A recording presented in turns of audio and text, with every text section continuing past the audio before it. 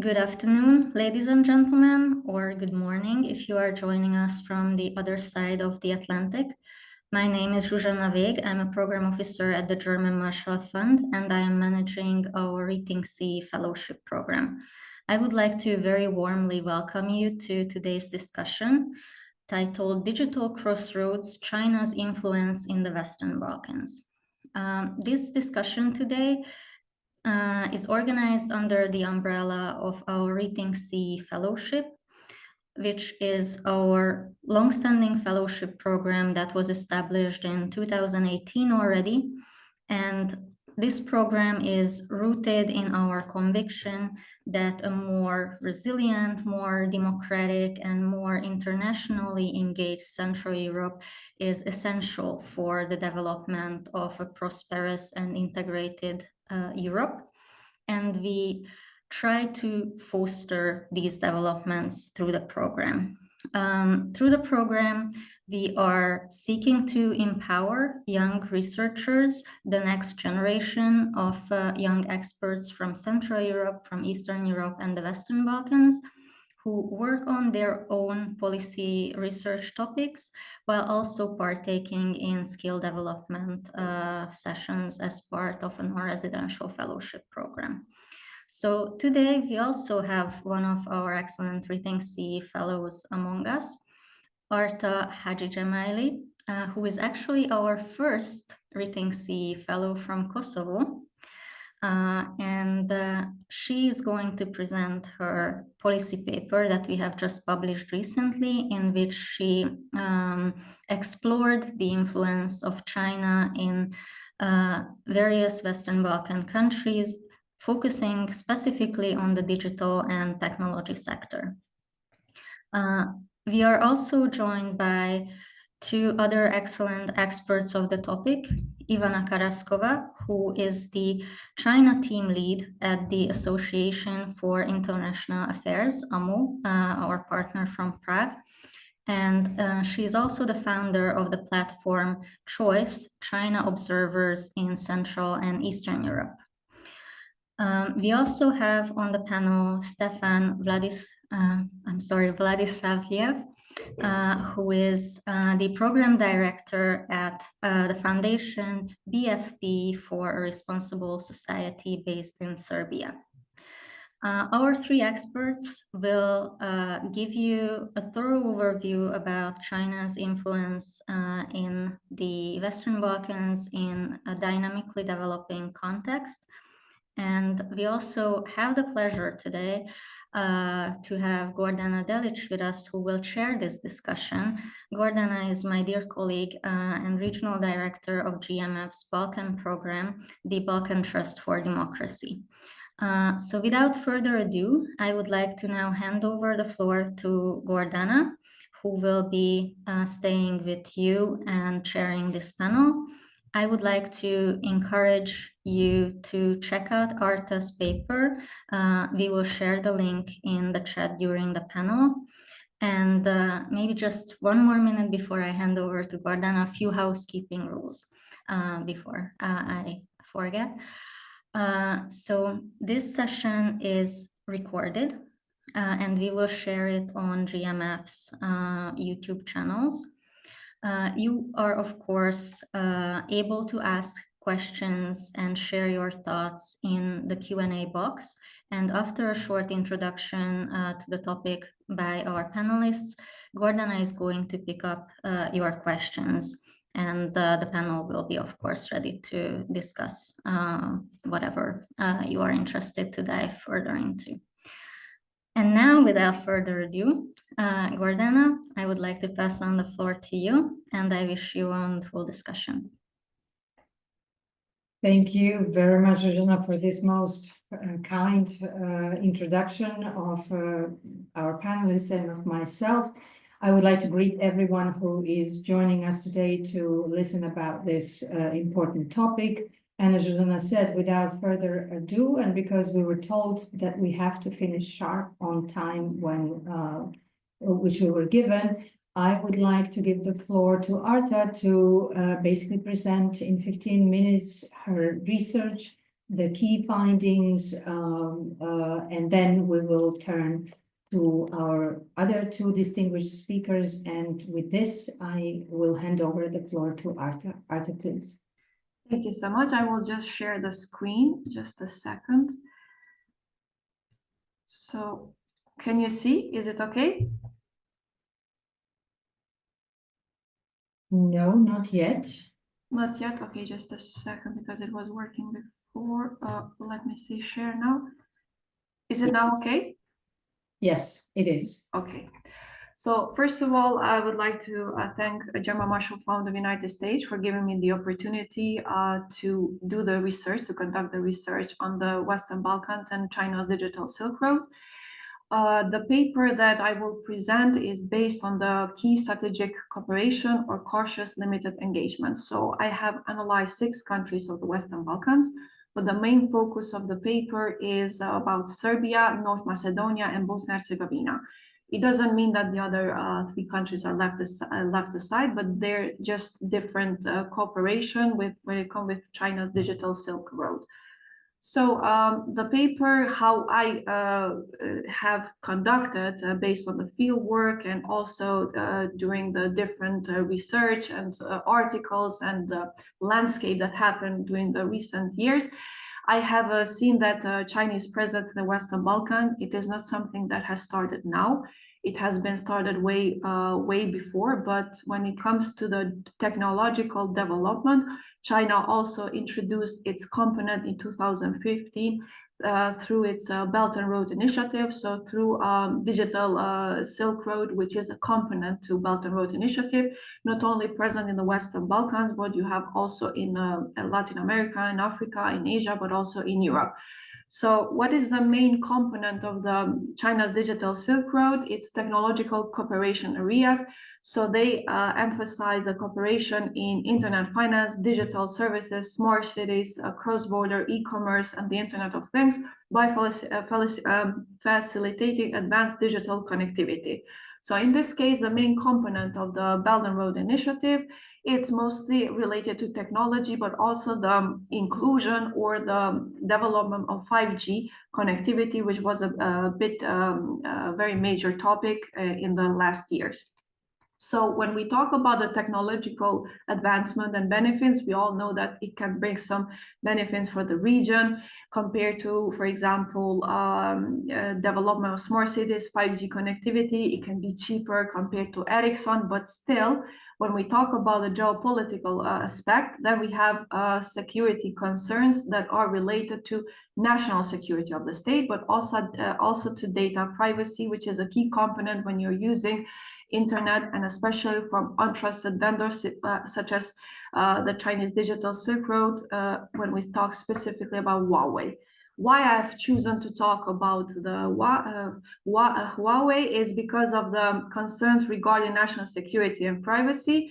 There's a lot of articles, data, statistics that have seen Huawei's role and initiatives that are in connection with the Chinese Communist Party and potential data privacy issues that are significant concerns for other countries that want to have or they are cooperating with the Chinese tech company for the internet connection, smart cities, e-commerce. So you name what kind of technological investment is China doing in your own country. So this is why the geopolitical response from the Western Balkan countries was not the same. So that's why it has a different landscape when it comes to geostrategic position. So we have countries like Albania, Kosovo, and North Macedonia that have joint initiative like Clean Network Initiative that directly doesn't want to have any kind of cooperation from untrusted vendors, in this case China, and they want to focus more with Western powers and Western alignment. But then in the other hand, you have also the EU digital agenda for the Western Balkans, which was introduced, but unfortunately still it's having a lot of gaps. And in this point, we have China that steps in and tries to take control over the digital agenda by pushing outward the European Union. But then we have also other countries that do have, for example, more keen cooperation. That's why I have this division. For keen cooperation, we have Serbia, we have Bosnia and Herzegovina, but when we talk about more cautious engagement, we have North Macedonia, Albania, Kosovo, and then we have Montenegro. Montenegro is a specific case, which is shortly introduced in the paper. The reason why it is more a specific case is because of the debt trap diplomacy. So unfortunately, it was one of the countries in Europe and in Western Balkans that fell under the Chinese debt trap diplomacy, and still they are more cautious but also ambiguous when it comes to Chinese cooperation in other terms beside the economic cooperation, as they failed. So with overview engagement, as I mentioned, Serbia has more strategic cooperation that starts not only on technological development, infrastructure, but also economy. But now also we have seen all in a security aspect. Now we have Bosnia and Herzegovina. Why we have chosen Bosnia and Herzegovina as a special case is because of its political complex situation and the division within the country that has caused more different engagement when it comes to Republika Srpska, when it comes to the Bosnia Federation and the other Croatian part. So we have like kind of 3 different cooperation that it gives you a more complex understanding of how Bosnia managed to do keen cooperation or cautious engagement. Then we have the role of the EU and NATO introduced. Why? Because there are most of the countries that want to be part of the European Union, and most are, for example, we have Albania and North Macedonia that are part of NATO. And what kind of impact does it have if you align yourself with China or not? So in this case, I will move to the next slide. In this case, we have the engagement of Albania, Kosovo, and North Macedonia. So as I mentioned, North Macedonia has a cautious approach. Before, they had more investment in infrastructure and they used the Chinese technology. But after starting from 2017, this changed a lot because it adopted more cautious engagement and approach, and it moved directly towards, for example, United States, European Union, and also NATO. Now we have Albania. We all know that Albania before had more different regime and was more closely with China when it comes to the communist area. But after the changes happening internally, Albania shifted more to Western powers, even though that it's part, for example, Belt and Road Initiative. It benefits mostly in economy aspect, trade aspects, rather than when we talk about the 5G connectivity. And then we have Kosovo. Kosovo is a specific case. Never they had any kind of relationship opened with China. Maybe perhaps in the future will be a step-by-step in economy, but when it comes to digital infrastructure, it's a big no from the Kosovo authorities. For example, last year, they even signed an agreement with Ericsson to provide the 5G connectivity. So the state has clearly been committed to trusted Western providers instead of cooperating with China. This is also from the geostrategic point of view that we have it in the Western Balkans. So in the other point is the country that has the most visible cooperation with China, we have Serbia. So we have geostrategic importance of Serbia. So it is important for China to have a strong relation because also of the connection and connection of Europe and Eurasia. But then you have the participation of Serbia in Belt and Road Initiative. Then you have the growing economic cooperation, as I mentioned. But then you have the complex relationship with the European Union and how it perceives the geostrategic alignment.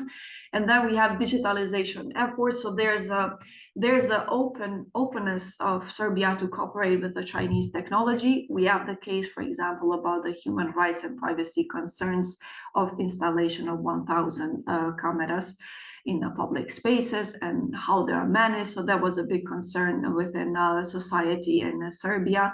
Then you have also educational collaboration with Huawei. This is another point that Huawei, besides the technological influence, they do have educational purposes, more a soft approach, which is, for example, the initiative like the Seeds for the Future, exchanging the students, for example, learn about 5G or e-commerce. So it depends on the technological aspect, and by exchanging, they strengthen more the cooperation. Then the other country that was analyzed is also North Macedonia. North Macedonia, if we compare with Serbia's geostrategic position, it was less significant. But when it came to the Belt and Road Initiative projects like investing in infrastructure, North Macedonia was there. But there were a lot of cases when they were not content with the way how the construction was going in North Macedonia. So they saw that, okay, we need also to shift towards the Western powers. And that's why in 2017 we have the change, because before they were using Huawei as a main provider, they were also cooperating with China. But given the recent election still in the North Macedonia, we have this skepticism, or still looking with a loop how North Macedonia is reacting, in order to see if they will continue the alignment towards the European Union, or they will move backward and see for other trusted, I mean, not very trusted to them, but other potential cooperations, such as in this case will be China.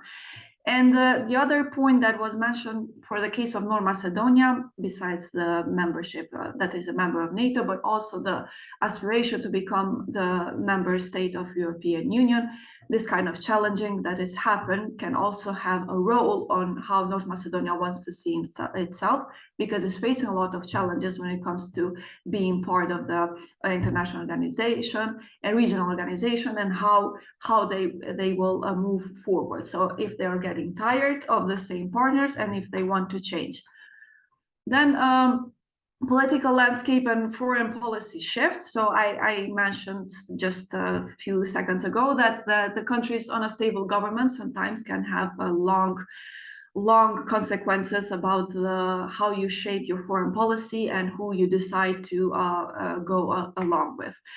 The other point is also that economic data and trade statistic, there was exports to China from Macedonia declined, but this also, it means that the economic relationship was not as high as it was before, but still it doesn't mean that the geostrategic position and the technological aspect will not be seen. However, the government, for example, when I did the field work, they were stating that we are not interested to have any kind of equipment from the Chinese. We are more willing to cooperate with Ericsson, even though it's more expensive, but still we want to align with the West.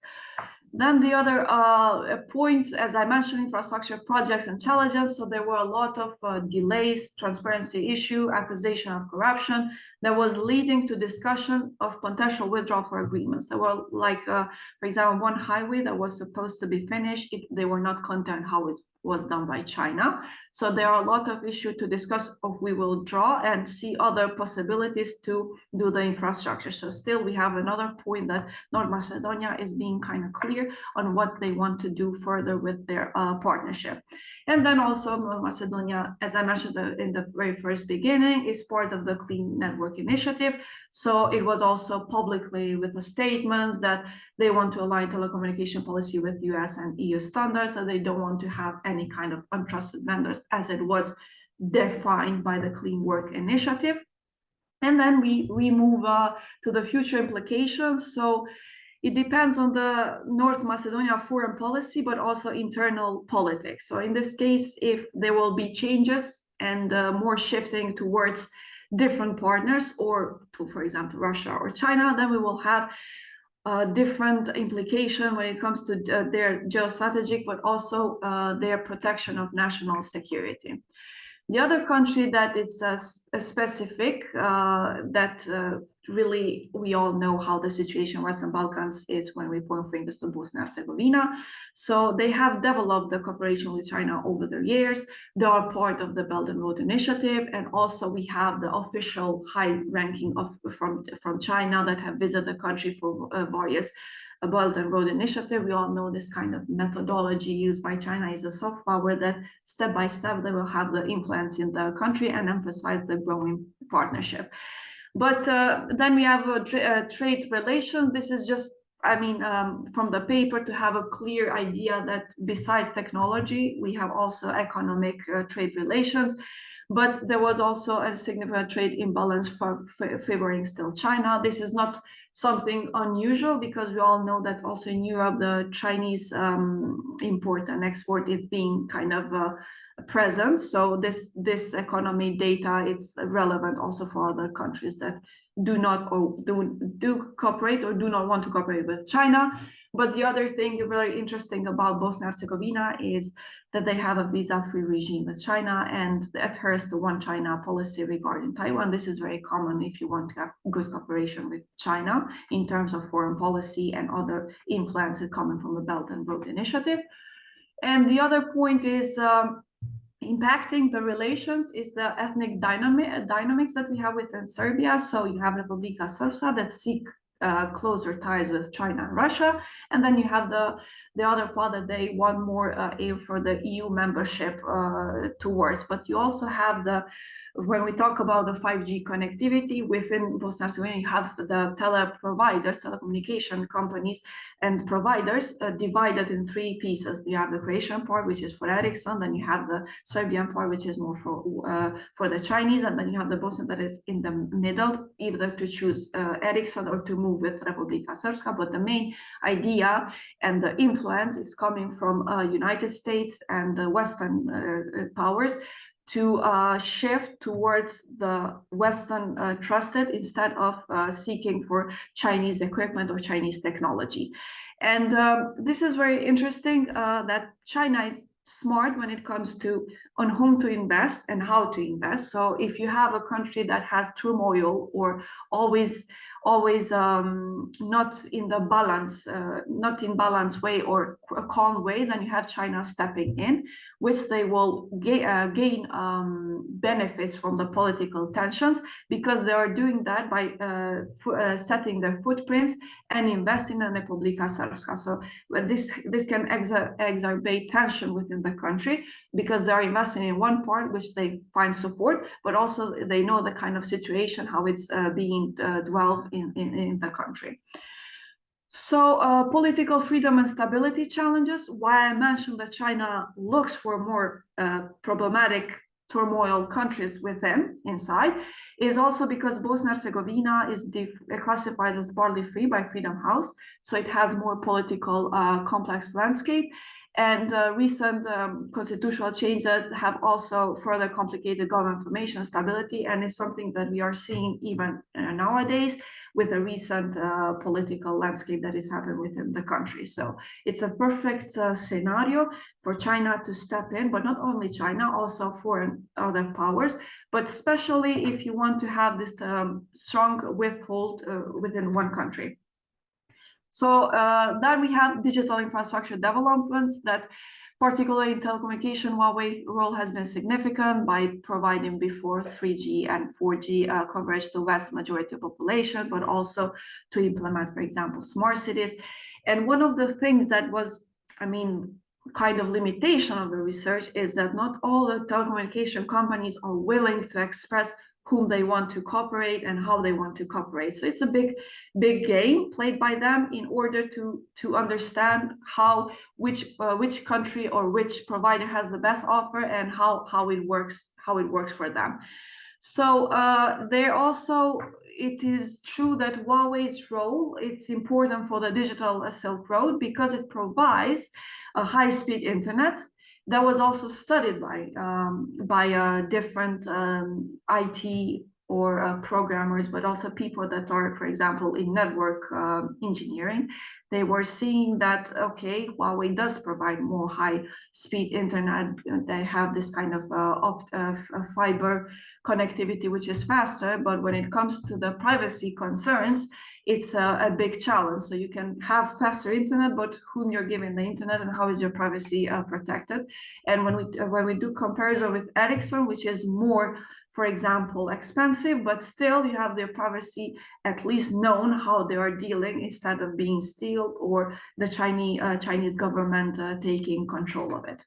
And then educational collaboration with Huawei, as I mentioned before, they have this other point that they use. For example, with Bosnia and Herzegovina, they have different educational initiative, which they will do exchange of students on 5G technology.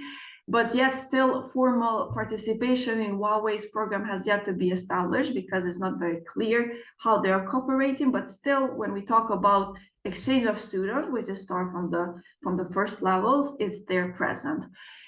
And geopolitical influence on digital Silk Road. So we have, as I mentioned, the pressure from United States and European Union. So they are trying to kind of block the presence of China. And by doing this, they are pushing Bosnia and Herzegovina to decide. But still, it's not 100% the decision that Bosnia can do because of their fraction within the country and how the geopolitical and political landscape is being developed. So there were the three main countries that have been analyzed. And then in the end, this is just briefly explaining what kind of recommendation or what is the conclusion of all of it. I will just stick to 2 or 3 points, not all of it, because also of the time and not being too boring on talking about what the country did. So when we talk about the digital infrastructure, we all know that it's very important. And with the recent changes in technology development, Western Balkan countries also need to be part of this kind of digital infrastructure development. But when it comes to the risk associated with it, they have to be more aware and to know whom to trust. It doesn't always implicate that geopolitical implication will be with China's engagement, but also it means that you will have more caution approach and to know how your data is being perceived. It is true that in Western Balkans, the idea, the legal framework, the awareness about the cybersecurity risk issues, data privacy is something recent, new, and it needs more time to be understood, not only by the high profiles or policymakers, but it also from the civil societies and also from the citizens to understand how the data is being used. That's why when we have the case of 1,000 cameras in Serbia, when the civil society reacted, but also the citizens, you have a clear idea that the awareness is there, and it should be crucial to understand how your data is being proceeded. It doesn't mean that you have to be, for example, from the IT department or IT spectrum or networking, but it means that you have to understand that what will be after you enter an app, after you enter your data, and what happens with that. But also another point that I would like to mention, it's need for clear strategies. So in Western Balkans, we all know that geopolitical implication plays a big role, and it depends on how they cooperate with each other. So if they cooperate with China, of course, maybe the other partners will be different. But then you have the dual role in the geopolitical alignment. So sometimes you want to be even part a bit of European Union, a bit of NATO, but then on the other hand, you want to cooperate with China, which is clearly, for example, not appreciated by the Western powers. But it is important, besides the geopolitical implication, it is important to have of collaboration with trusted vendors, because in the end of the day, it's your national security that has been put at the risk. And if you have the malfunction or mal-usage of your data, in the end, you will see the consequences, because nowadays the modern warfare is based on technology, based on data, based on cybersecurity, and it is fundamental for other countries in Western Balkans, but also in other parts of the world that do cooperate with China, to have in mind the protection of citizens' fundamental rights, even though sometimes government might take in the leverage to control. But in the end, the authoritative regimes or authoritative approach is not always the solution, and will always implicate and complicate the situation within region countries, but also in more global spectrum. So this is for my part, and if you have any question, we will continue with it. Thank you. I will do stop sharing, sorry. That's fine. Thank you very much, Arta, for this wonderful presentation. This was really a lot of work, and immediately, I don't even know how many dozens of questions come to mind. But we will turn a view from the EU to Ivana, and then we will, after Ivana, turn to Stefan. So Ivana, please, the floor is yours. Let me just say, it is only natural that the countries of the Western Balkans strive to be as modern as the EU countries or the West. But then again, it is more than clear, Arta, from your presentation, how much more responsible we should be about that. So With this, Ivana, the floor is yours, please. Thank you very much, Gordana. Good morning or good afternoon or good evening, depending on the location you are joining in, or if you are watching this from the recording. It's my great pleasure to be here, and thank you, GMF, for inviting me. I'm always happy to speak at GMF events and to see old friends and find new friends as well. Well, first of all, I would like to commend Arta for very interesting research indeed, and also commend German Marshall Fund for focusing on these issues, such as Chinese influence in the Balkans. In the Western Balkans, there's a small, but I would say steadily growing group of local China researchers looking specifically into these issues. Within China Observers in Central and Eastern Europe network, we have currently 130 China analysts based in Central and Eastern Europe. And of course, we would be very happy to publish an article based on Arta's report if she's so inclined to do. So what I will do in my very short input, which is limited to 10 minutes, is basically to kind of take a step back and look at the broader picture first. It may seem a little bit difficult to comment on foreign policy nowadays with all the changing which are happening almost every week, but I will try to do it anyway. So I would like to look at the issue from the European perspective, meaning European Union perspective, basically, which currently seems to be occupied by very different issues, by Russia, of course, and the new US administration. And Europe itself is now dealing with its own vulnerabilities and long-lasting dependencies. But this doesn't necessarily mean that Europe will shift its attention completely to just these two actors and will lose China from its radar. Nor does it mean that Europe will focus on one neighborhood, being Ukraine, and stop looking at another neighborhood, which is Western Balkans. So there will always be some kind of continuity. Providing some broader picture of what China has been actually doing on the Western Balkans and in Central and Eastern Europe region more broadly, because we do cover basically everything from the Czech Republic to Russian borders, including Ukraine, and from the Western Balkans to up to the Baltics.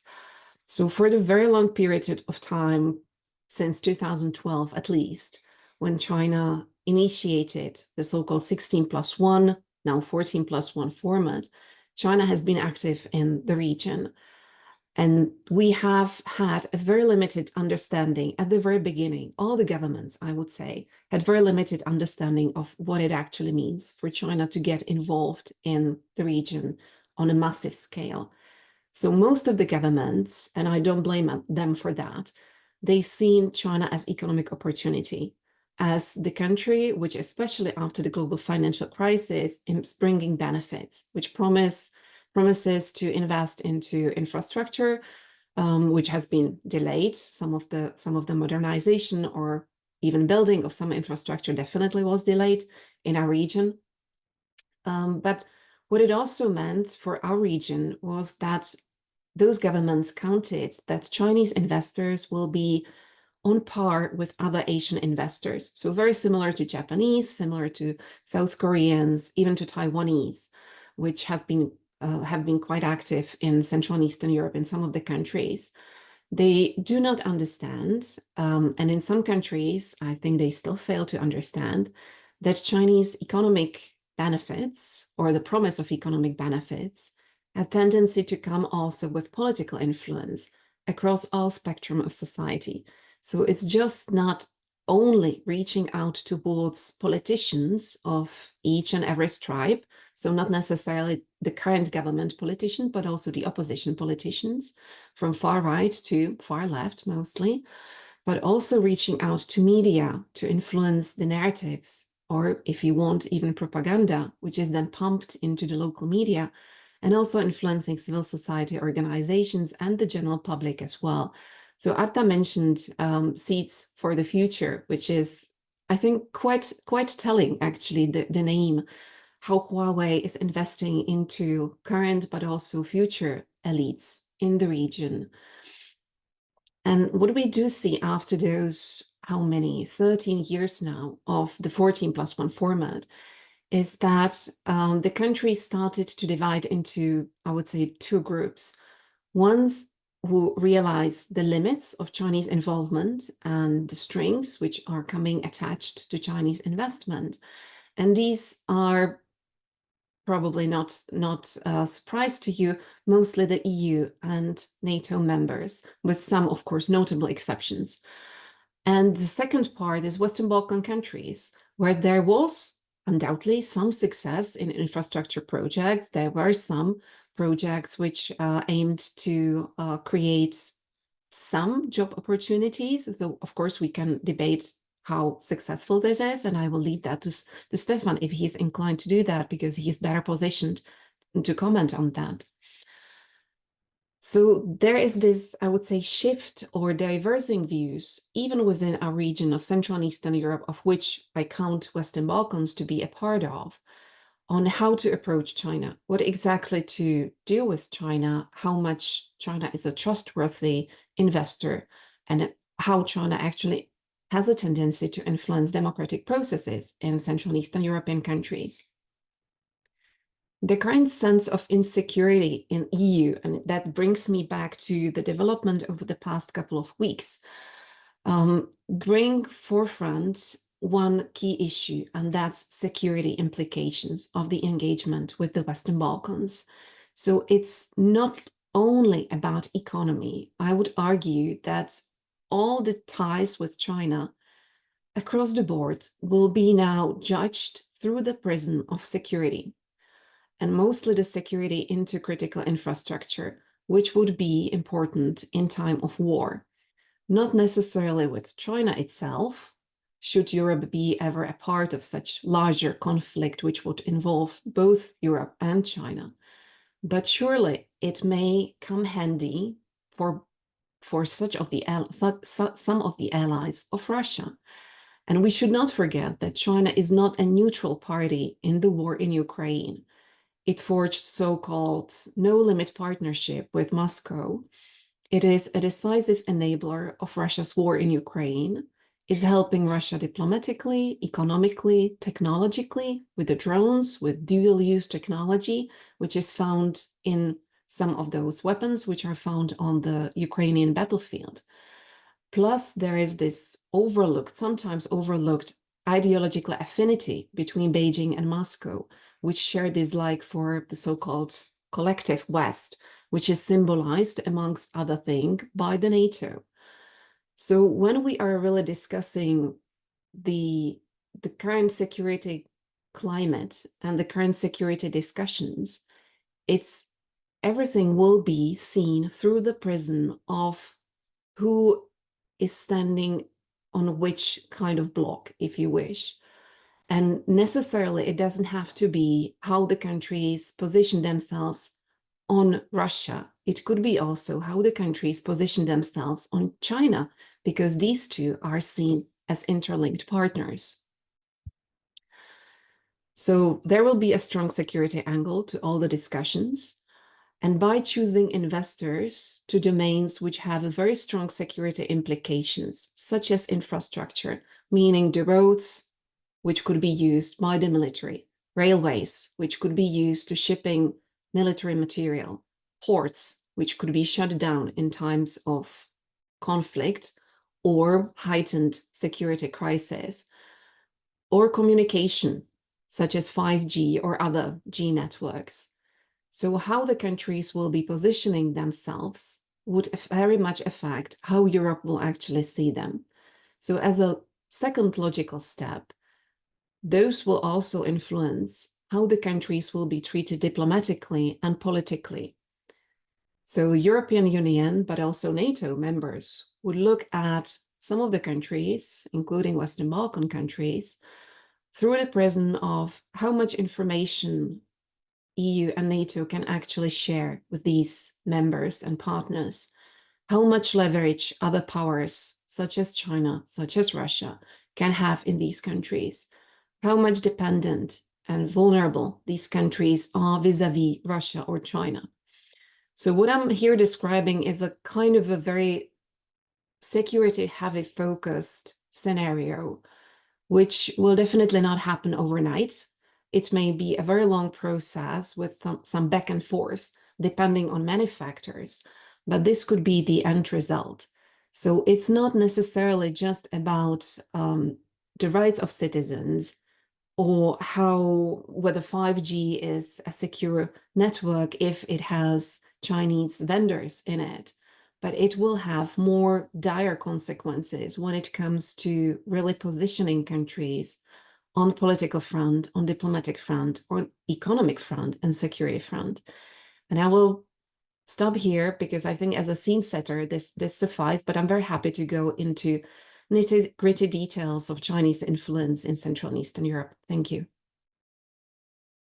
Thank you very much, Ivana. I was, before your presentation in the world of apps and much simpler and much more benign problems, thinking about my bank account and the potential exposure of my details, but you have actually brought us to another level, which is the war, and which is also times of emergence, which is incredibly important, and especially nowadays when we see that this is more than just possible and it's actually happening in front of our own eyes.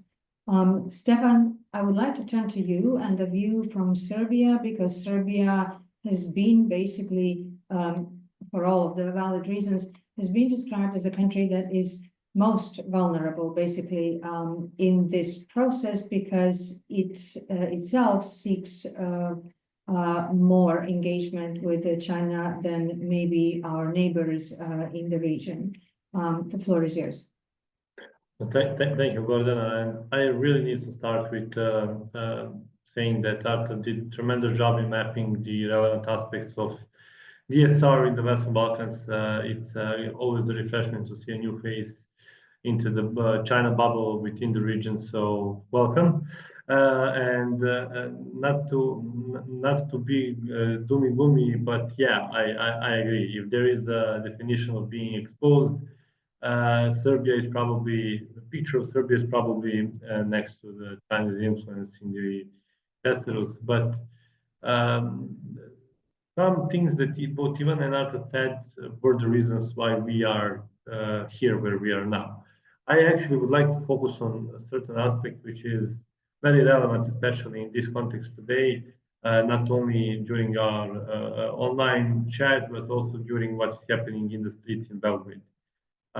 In 2019, at that time, Serbian Ministry of Interior showcased a project which was a project that Arta mentioned, that was 1,000 surveillance cameras in the city of Belgrade, a so-called safe city. And it is a good showcase of how Chinese are actually doing business. First thing that has happened when the interested audience, expert community started asking questions, first thing that Huawei did, they shut down the web page where the project was fully described. But luckily, some good Samaritan from a non-governmental organization in Belgrade kept the archived page, so we were able to see what the Safe City project exactly is.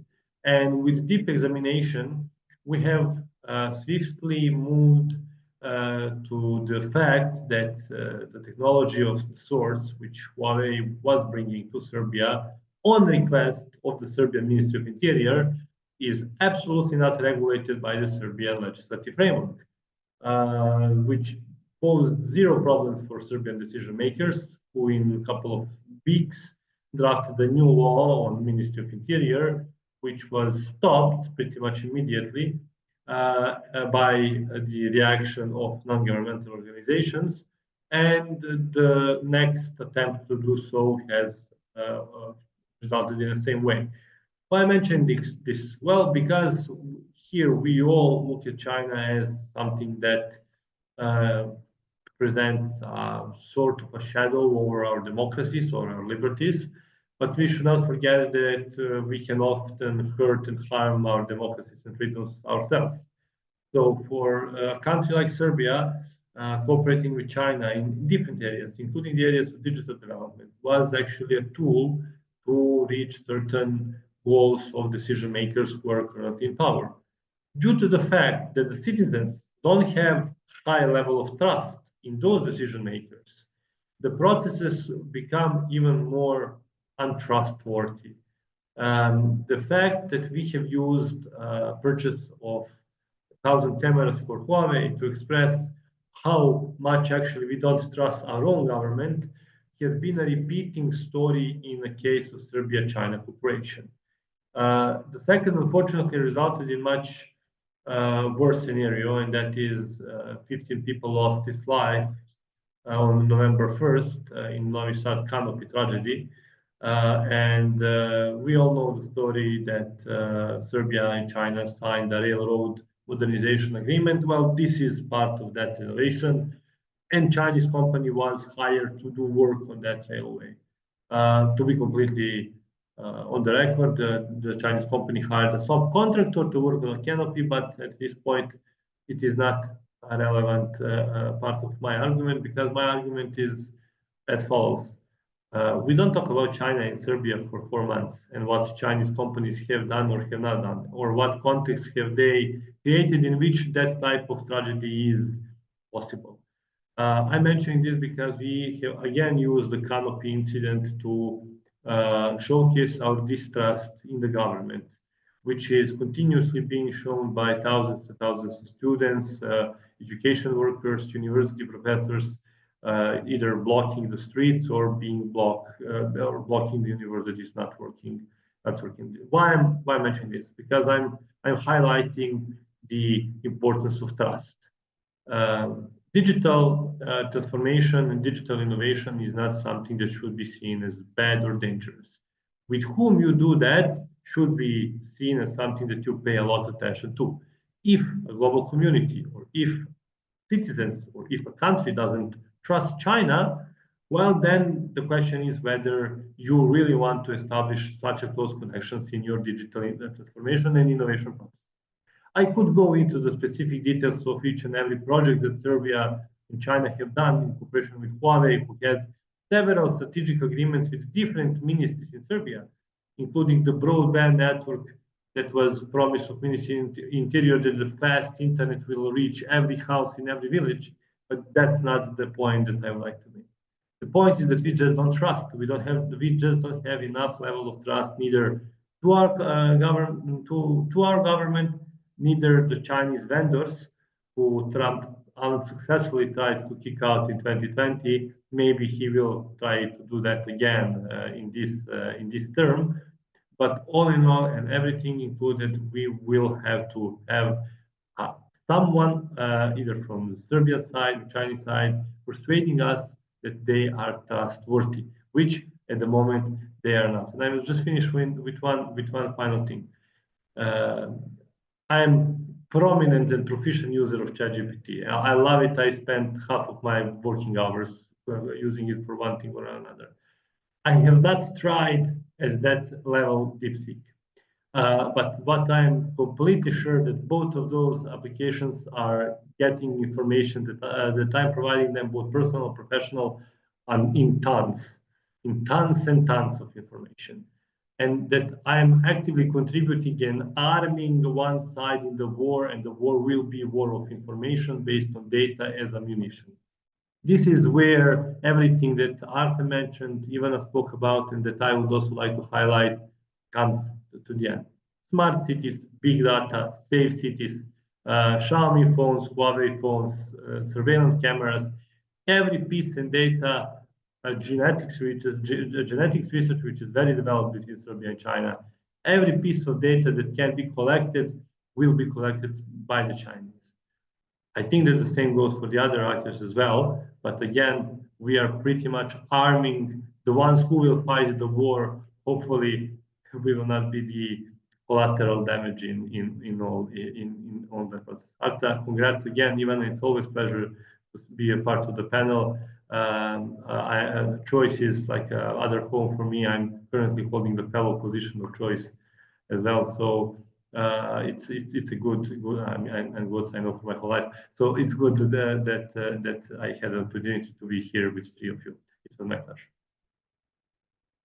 Thank you, Stefan. Thank you all. I feel like throwing my phone out of the window almost immediately, but yes, it's impossible to live without this kind of technology anymore. So the question, poses itself in what to do.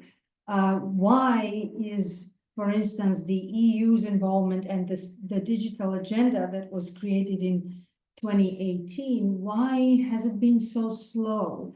Why has it left a void to be exploited by China, basically?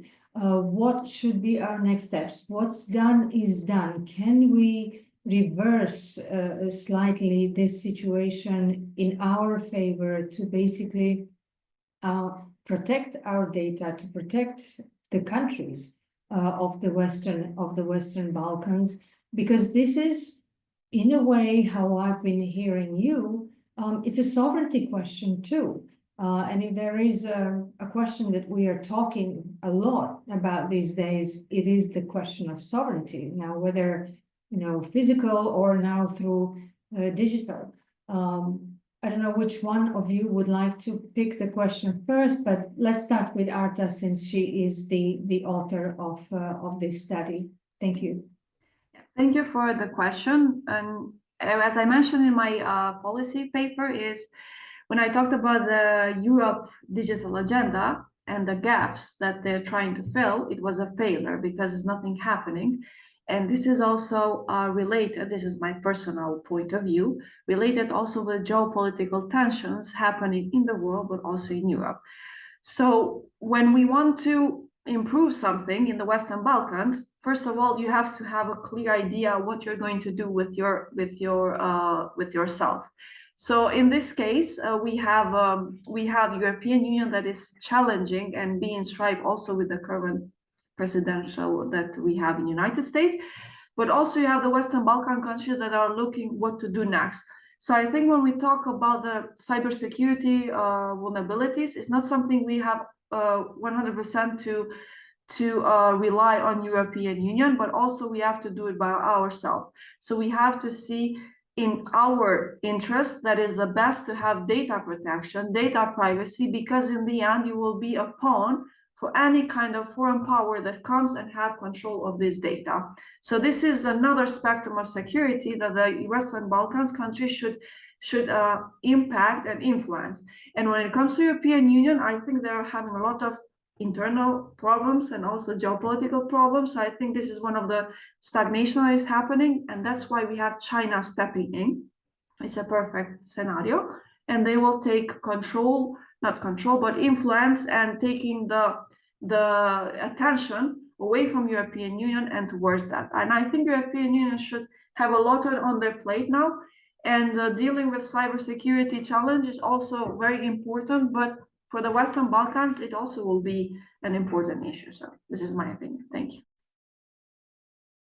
Anyone else? Ivana, would you like to? Yes, go ahead, please. Yeah, I agree and disagree with parts of what Ada said. Agree in the fact that if the past 3 years or something taught us one lesson, and that's we have to be acutely aware of dependencies and vulnerabilities all those dependencies pose to us. And Europe has 3 dependencies: on Russian energy, on Chinese market, on US military protection.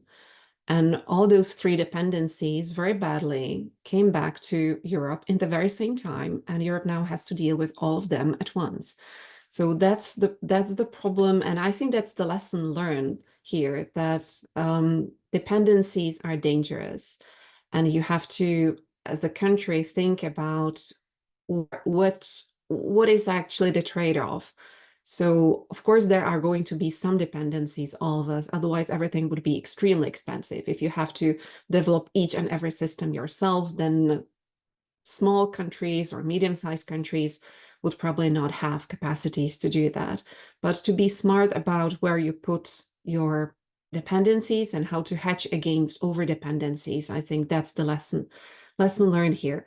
When it comes to Europe itself, I do not see wavering support for Western Balkans. I think that Europe is acutely aware of the fact that it can't leave the space, because it will be filled by other powers, and there is always to be some kind of back and forth with other powers, especially in the neighborhood, and that Europe has to secure its neighborhood. And The accession talks has been ongoing, and the promise of accession has been there for quite some time. So, and we will see with Ukraine as well how those negotiations will unlock in the future. But I do agree that Europe has problems. Nobody's hiding those problems. I think there are within Europe, because of the nature of the democratic system, those countries have that everybody is debating them quite openly and freely. When it comes to digital agenda of European Union, I wouldn't focus maybe just on one single activity. There are a lot of others, such as Digital Services Act, which is very much unliked by some of the big platforms and big tech companies. And I think that's one of the big sticks we as Europeans have against others. So I wouldn't just say that it's a complete failure. And when it comes to technologies, I have been posing myself the same kind of question, because ChatGPT, right, and so on, it's so tempting. You would love to use it. We all use some kind of technologies. They do gather tremendous amount of data. What is different when it comes to Chinese apps is that they do access data which the users have no idea how to basically navigate, meaning that if you actually do read all those terms of contract with different apps, there are regulations which those apps have to abide if they want to be, for example, within the EU. But with Chinese applications, it's very specific, because it's very hard to actually find in the terms of contract where the data are stored, whether the storage actually happens in EU countries, what kind of data are obtained, and so on. So this is another layer, I think, a less transparent layer. And second, how the data are used. All those companies are obliged by Chinese legislation to give up the data. And not only to give up the data, but to actively collaborate with the Chinese security services. That's the law. Otherwise, they will be breaking the law. So I wouldn't say that all the apps are equally bad. I would basically say that some are less secure than others, and some data are less secured, especially if they are going into authoritarian regimes. And that's the same for example, TikTok, which people would say, yes, that's just an app, that's fine, I can watch videos there and so on. What is probably less known is that TikTok, every time you walk around the city, what TikTok does is that ping the nearest modem or the nearest provider. So it actually transmits your geolocation data constantly. And I don't think that people would actually agree on that if they, well, some probably would, but I wouldn't like someone knowing where I'm actually walking, when I'm taking my coffee, how long I'm where my home address is, and so on. So a bit of cautious here, I would say, and that's my last comment. I went over time, I guess. Sorry about that. No, thank you very much. I don't have TikTok. I've decided I will never have TikTok. Stefan, please, what would be your 2 cents?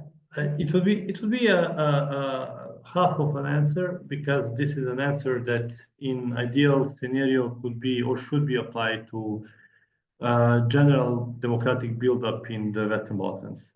And that is that we were supposed to get our democratic societies resilience to foreign influences, foreign interferences.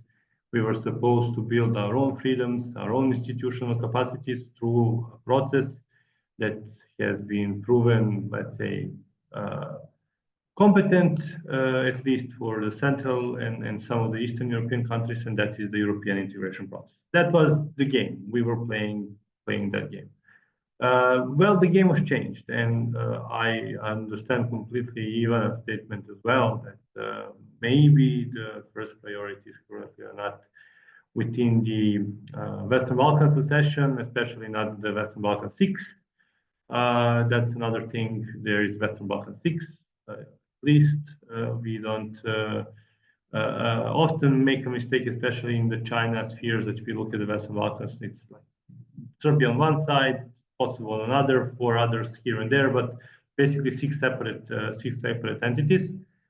So yes, Western Balkans 6, there's no clear future path or hope that we're gonna be part of European Union anytime soon. Unfortunately, from the perspective of European Union, that often means that we are kind of not part of European family. Maybe there is European political community. This is just a sentiment that has more often than not been felt by the citizens of the Western Balkans. Citizens, I need to highlight that. Why I'm mentioning this? Well, for a country like China, Serbia is very much a European country. Serbia is a very much country which you can showcase as a positive example of European country participating in Belt and Road Initiative or China CEC mechanism, or supporting your position on territorial integrity, or showcasing your companies throughout the world that they have implemented projects in the European company, including the ones in the digital sphere. So this is a cautionary tale, or maybe a call for the relevant parts of the international community to be cautious. Maybe you don't see Western Balkans or a country in the within the Western Balkans as a part of your list of priorities at the moment, but there is other actors who see them. And if it is hard now to create a context in which you are fighting those risks on your very border, imagine if someone even puts speed in the highest gear. One more sentence and I will finish. The same complete argument is for United States government development funds. Ivana knows this, probably you all familiar. 95%, if not more, of funds for the China research in the Western Balkans came from USG funds or US-based funds. If there is no continuation after the reforms or a reiteration of the importance of the topics for the new administration, you will not have people from the Western Balkans who you will be able to speak with about this, talking about resilience and talking about how we can create control, evaluation, and monitoring mechanisms. So it's not looking great right now, but its game is still not over, and we can do much more. But we really need to put focus on what is like true priority, going back to fundamentals and providing support one to each other. Thank you, Stefan. It's slowly also time to turn to the questions and comments that we have in the chat or in the Q&A. But you have, and we have actually a comment that sort of touches upon what you were talking about, and that is whether this region will ever be part of the EU and so on. But at the same time, regardless of the fact that there is no appetite, let's say at this moment, for the European Union to enlarge, even though, I mean, there could be opposite views on that, because the EU has, since the war broke out in Ukraine, been quite open about thinking about its space outside of the borders of the EU alone. There is also a part that is about, first of all, foreign direct investment, and who is this region doing business mostly with. And I believe that the infrastructure, the digital infrastructure, is also one of the key points in who you are doing business with and how can it be trusted to do this business with, and for all of the new investments, especially in certain industries that we as region are competing to bring over into the region. So let me just read you a few points by one of our viewers. And she says, a few points, though I was late to the presentation. Does the presentation address that Western Balkans trade mostly with the EU and also have high share of FDI from the EU too, not China? This is quite an important channel of influence. True. Of which Chinese is very little. That is also true. Second, Serbia and Bosnia and Herzegovina have no NATO aspirations, while Montenegro is part of the NATO already. The last slide Arta, of your presentation does not implicate that. And then we have a question.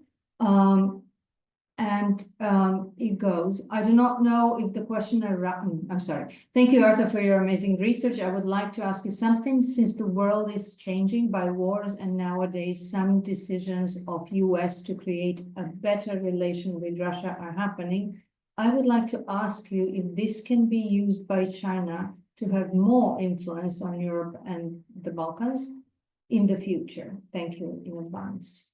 So I think, Arta, naturally to you first. Yes, okay. Thank you for the questions and also for the comment.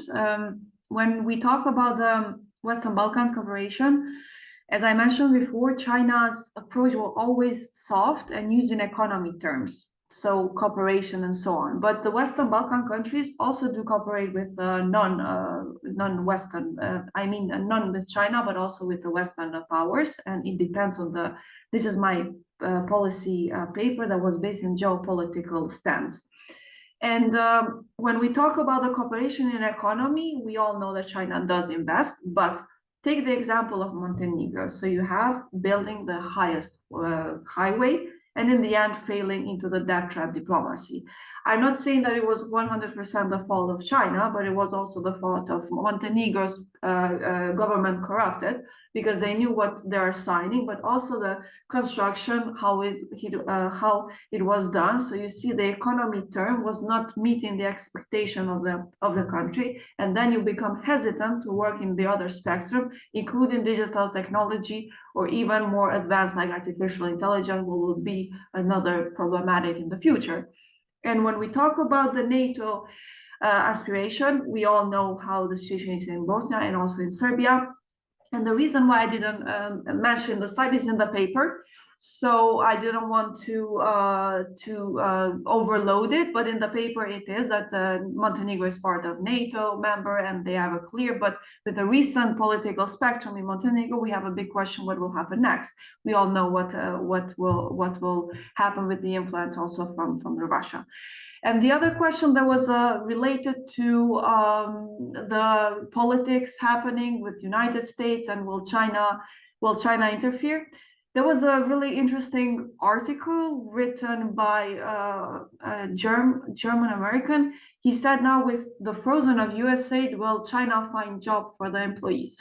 It was really interesting to see the perspective, and I can relate to it in the terms of that, yeah, China will find a possibility to interfere and have influence, because this is how the foreign powers do it. So if you leave a space to interrupt, but also to put your footprints, then you're free to do it. And China will take advantage of this because it will be on their favor. But the approach will not be harsh, will not be directly, as we have seen, for example, from Russia. It will be more as is following, but still being like the savior of the day and having the influence by improving your economy, improving your technology, and regardless of your data security and what is happening.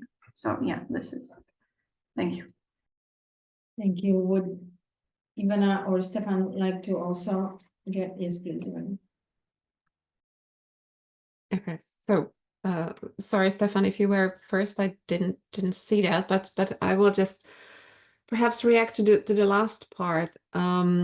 It doesn't necessarily follow that if the US stops funding all the China research activities in Western Balkans, that the only other player is China itself. So I know for a fact that European External Action Service is reaching out, that they are interested in China expertise. And I think that Europe should be definitely, and that's the capital letters, should be definitely interested in China expertise. And because we will need China competence all across, not only inside the EU, but also in all the accession countries and the neighboring countries and the global South countries. Basically, everyone is catching up with the lack of China expertise and China competence, which has been, I wouldn't say neglected, because otherwise our network will not function. So if we have 130 China analysts just in Central and Eastern Europe, that means that there is definitely a substantial, strong capacity and strong expertise. But with the US withdrawing, I'm quite happy to see that Europe is stepping up, and the support is not negligible. So there is some kind of hope. I wouldn't say this is like a zero-sum game. One is out, the other one is stepping in. There are other players and other contexts as well. So just perhaps to end up here a little bit on an optimistic note, that it doesn't have to necessarily lead towards this outcome. But yes, we do know for sure that China is reaching out as well in various countries, saying no strings attached. We are just very happy to come to support independent research and independent media on China. And we have also seen China stepping up its push towards critics of China, because it comes hand in hand. So one side of propaganda and disinformation is this kind of carrot approach, and the other one, of course, is to attempt to stifle all the critical or dissenting voices within the Chinese communities abroad, within the non-Chinese communities, as well as researchers, independent media, and so on. So in Stefan's word, the game is not over yet. Thank you, Ivana. Stefan? I'm happy to hear that our European friends are looking into stepping up a little bit more. I actually wanted to comment on the FDI and trade aspect with a small note that I will focus mostly on Serbian numbers because that's what I have in front of me. Yes, definitely. If we take the scope of 15 years since, let's say, China became a relevant actor for the region and for Serbia as a country, you cannot really compare it to the overall cumulative numbers with the European Union. But if we look at a little bit shorter period of time, especially following the COVID-19, things get a little bit more complex. In 2021, for the first time, China, or the level of foreign direct investment from China to Serbia, for the first time in history, surpassed each and every individual country in the world, not only in Europe, but also United States of America, UK, and Russia. So China became number one. And what is even more interesting, since 2022, that position is still the same, but China is even investing more than 1 billion continuously.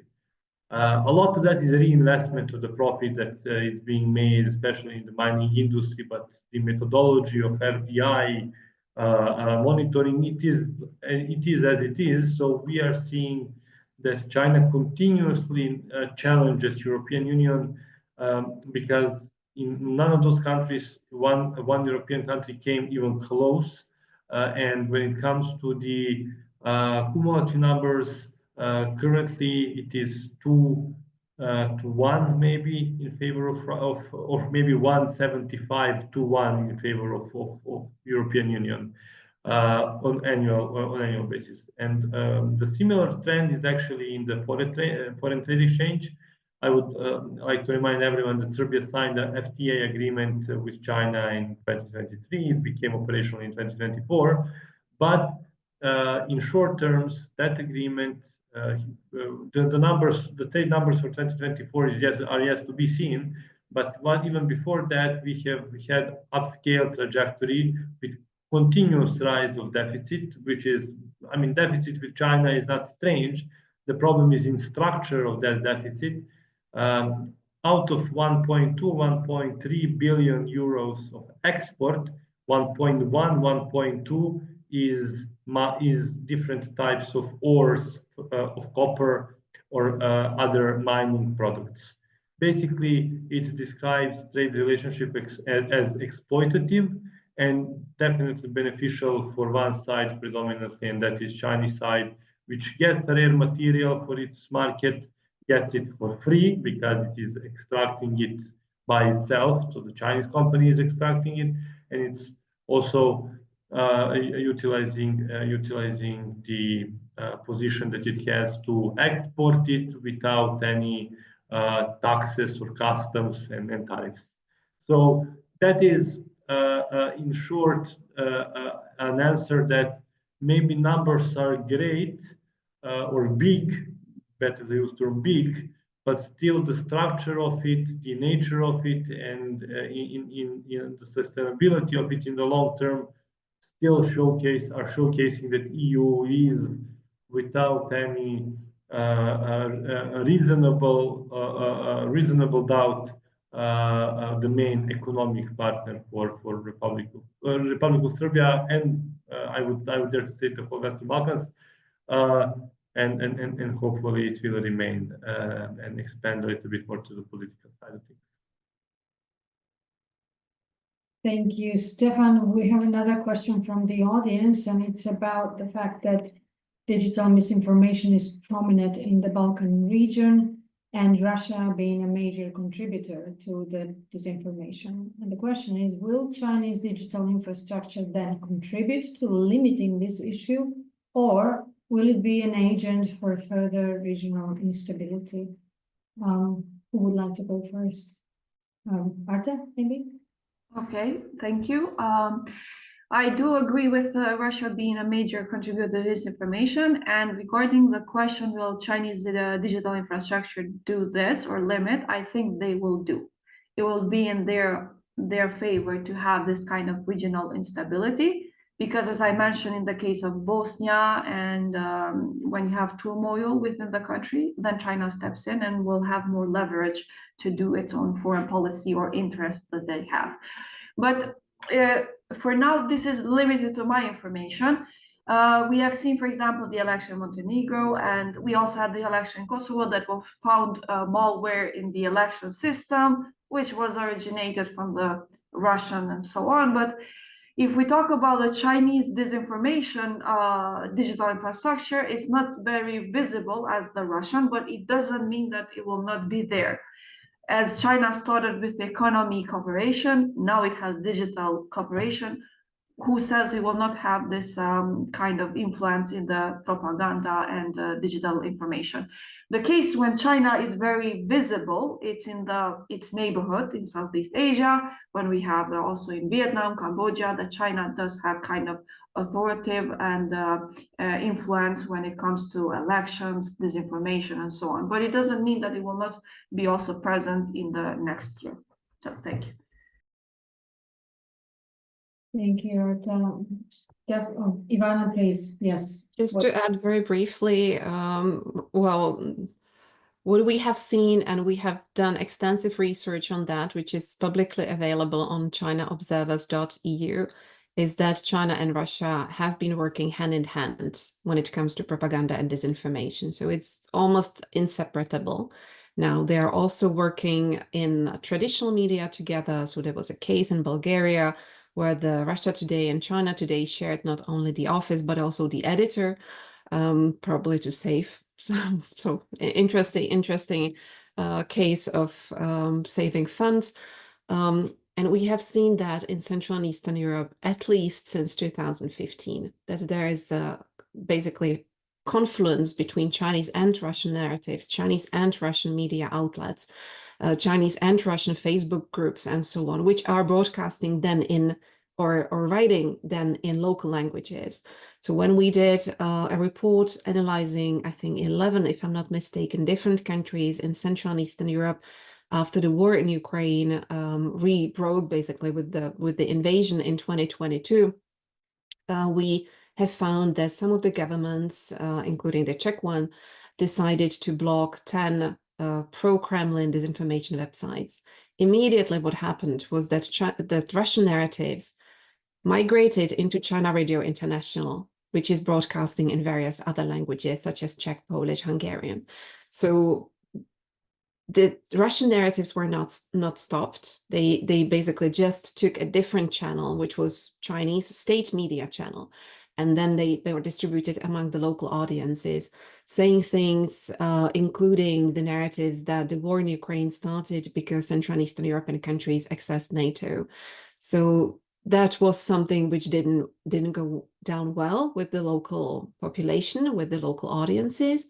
But we have seen exactly the same narrative distributed by pro-Russian and pro-Chinese channels in sub-Saharan Africa. So there is no doubt that well, we have seen it even before the war in Ukraine restarted in 2022, but or with the full-scale invasion in 2022, that has been a long mainstay cooperation between Chinese and Russians on spreading the state narratives, both Russian and Chinese. So I don't think why Western Balkans should be any different in this case, and I think that Stefan has a lot to say about this. Thank you very much, Stefan. Immediately to you. Yes, I mean, what Ivan and her team have done with map influence, but also after that with work following the outbreak of aggression on China observers has been really helpful to understand and to find patterns in the region as well. Yes, there are specific cases in Serbia which you even might not recognize, but if you dig like 2 centimeters deep, you will find that there is something Chinese standing behind it. But I have to say that the level of disinformation, the level of propaganda in Serbia have still not reached that level of impact that would shift dominant perceptions. It might be the case that it's not even necessary, having in mind the positive perspective on Russia and general Russian it sounds very bad to put positive perspective on Russian invasion as a sentence, but the positive perception of Serbian citizens on how things are developing regarding Ukraine, which is unfortunately on Russian side and has been since the beginning of the aggression. But what I actually wanted to highlight here, I actually wanted to mention is that the narratives that CCP and CRI and other Chinese media outlets wants to push have a very important facilitator in Serbia. And that facilitator is Serbian political leadership, Serbian government, and Serbian domestic media, which highlights the successes of the Serbian government. It is pretty much on the premise and the base of economic development, which is fully in line with kleptocratic practices which have been developed by CCP as a tool for global engagement and as a tool for global spread of influence. So basically, if tomorrow anyone wants a textbook on how things get very well accepted in how Chinese narratives get very well accepted in one country, either we talk about economic development, multipolar, the need to change to multipolar global system of governance, what happened during the COVID time, all territorial integrity questions, all of those questions can be can be found and studied as a case studies in Serbia easily and without much hassle. Thank you, Stefan, very much. I know we have only a few minutes left, but you have mentioned, all of you, certain things. So number one, different regions. Number two, multipolar world. So let me just ask you, in 2020, there was the Washington agreement between Kosovo and Serbia that was brokered by the US, right? And that explicitly prohibited the countries from engaging in establishing 5G infrastructure of Chinese origin here. So I believe that we'll be back on track, judging by what is happening at the moment. And this seems to be something where actually US and EU, in spite of obvious differences at the moment, are aligned. So is this an issue that should be addressed transatlantically? Do we still, believe in the success of the transatlantic relations? I would like to believe so.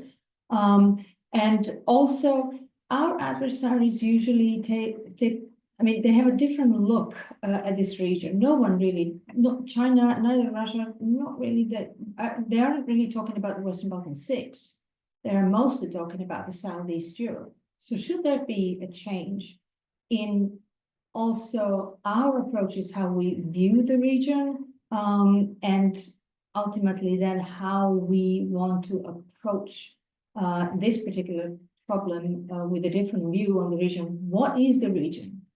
Western Balkans 6, this is only my modest opinion, isn't really a region. It's a political term for countries that aspire being the EU members, but not really a region. So who would like to go first? Maybe with Ivana, since that's to give us a opinion on that. I think I will let the regional thing for regional experts because I'm not from that region, so I don't feel qualified to actually say anything about that. But maybe let me address the first one on US, EU, and transatlanticism and whether this should be dealt with jointly. So the current bumpy road between Europe and America, I think, is something which is overdue and which was lurking from behind for quite some time. Now it's happening super fast. It's happening in a style which we may not be accustomed to, but that's basically geopolitical thing which should have been debated, and it was debated, but should have been debated probably in more severity before. But what I think we can bet on is that the US would still be, in one way or another, competing with China. So there is still this focus on, especially in security, to make sure that China is not building its army quicker than it should. Well, it is building the army. It will be building the army, basically. That's one of the Chinese objectives, to have the world-class army in mid-21st century. So there will be always focus on China. When it comes to Europe, it's in European interest to be focused on China as well, because that's one of the dependencies, one of the three I mentioned. So unless something really dramatic happens, I still think that de-risking will, in one form or another, continue. And especially with this focus on security and the security lenses how all Europeans are suddenly adopting, I still think that Europe will look at various things definitely from this perspective. And Western Balkans is European neighborhood. It's not walking away, it will be there, so it will be judged also through those security prisms.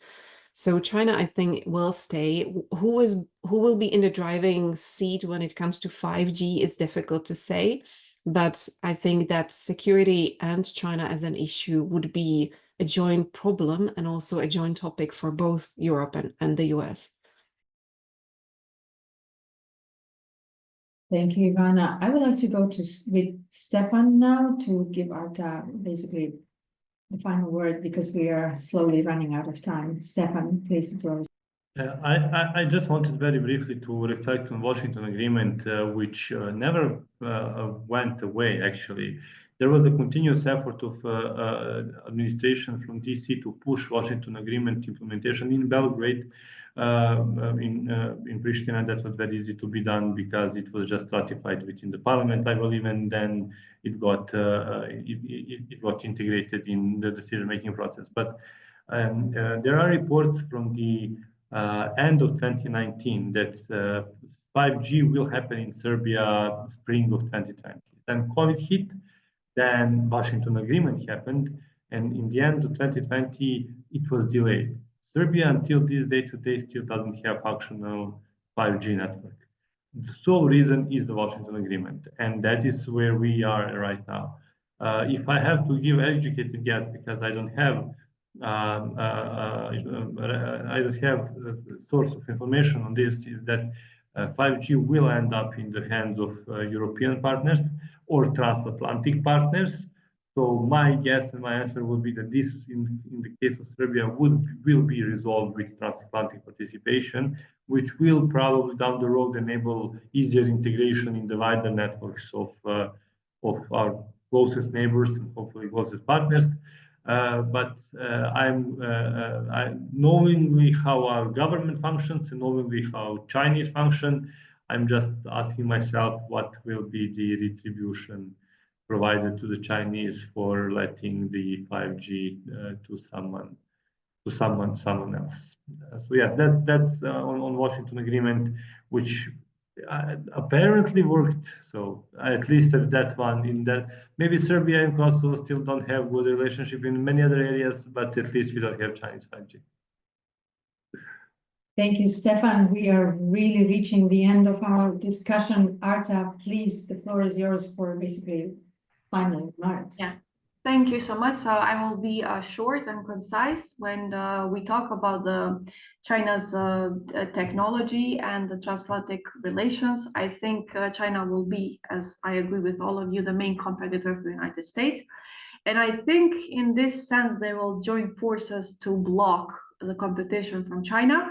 And when it comes to Kosovo and Serbia Washington Agreement, as Stefan mentioned, from the Kosovo part was well appreciated, and the Serbia was still, skepticism having to push forward. But I think with the current administration happening in the United States, that the president will push to remove China from the technological developments, as we have seen what he's trying to do with TikTok. So I think this initiative will continue, will be stronger. So yeah, thanks. Thank you all very, very much. There is really we are over time very slightly, but this is a conversation that obviously will need to be continued in the times ahead of us. I think we're all a little bit wiser about what and why.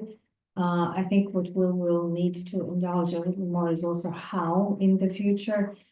So with this, I would like to thank all of our participants in the audience.